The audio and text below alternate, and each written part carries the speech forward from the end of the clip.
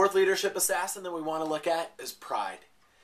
Strong leaders do not finish well if they have pride in their lives. Leaders don't finish well with pride in their lives. If you have are filled with pride, it might come out in some other sin, but you are going to fall. The Bible says that God opposes the proud, but gives grace to the humble. So if you want to walk in opposition to God, continue to walk in your pride. Over and over in Scripture, we are commanded to pursue humility. And those who are humble are lifted up and raised up in Scripture. There's a story told in Ken Crockett's book, Living for Eternity, of a bodybuilder that was on a late-night talk show. And the talk show host said, "Man, you sure do have huge muscles." And he was, flexing the muscles. And he says, "What do you use those muscles for anyway?" And the guy continued to flex, "Much like this." And as he continued to flex, the host said one more time, "What do you use those muscles for?" And it became obvious that he used them simply to bring glory to himself, so everyone could look at how huge and built he was. And pride is something that we want the glory, we want all the praise. We're not giving it up to God. Pride says, "I want my will to be done."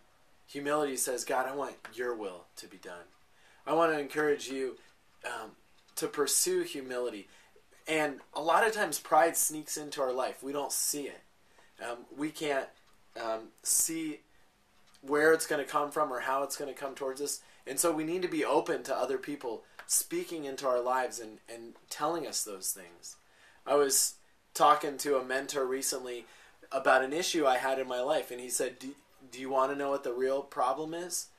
And I said, "Yeah, tell me what it is." And he said, "The root of your frustration is pride." And man, that kind of threw me back a little.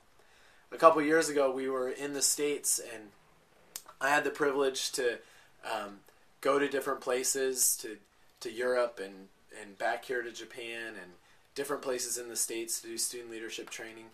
And all of a sudden, I realized at the church I was attending, people would say, "Hey, where were you last weekend? How was your trip to Germany or your trip to here?" And I started taking pride in the fact that I was getting on a plane and traveling usually too far away to somewhere else. And I all of a sudden I realized one day, man, I'm proud of the fact that I get on a plane and go somewhere and speak. And I just had to be like, hey, I'm not saying a word about that. I'm not going to allow that to be an opportunity to feed this thing, this monster that I had created.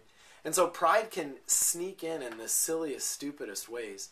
And so we need to be on our guard against it. We need to live our lives in such a way that we are humble and willing to hear things from others so that our pride doesn't grow.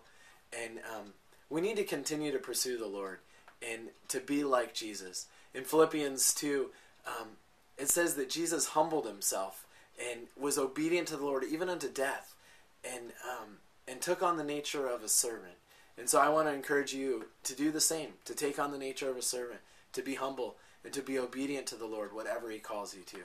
Don't let Satan take you out. I want to celebrate with you in eternity that you finished well.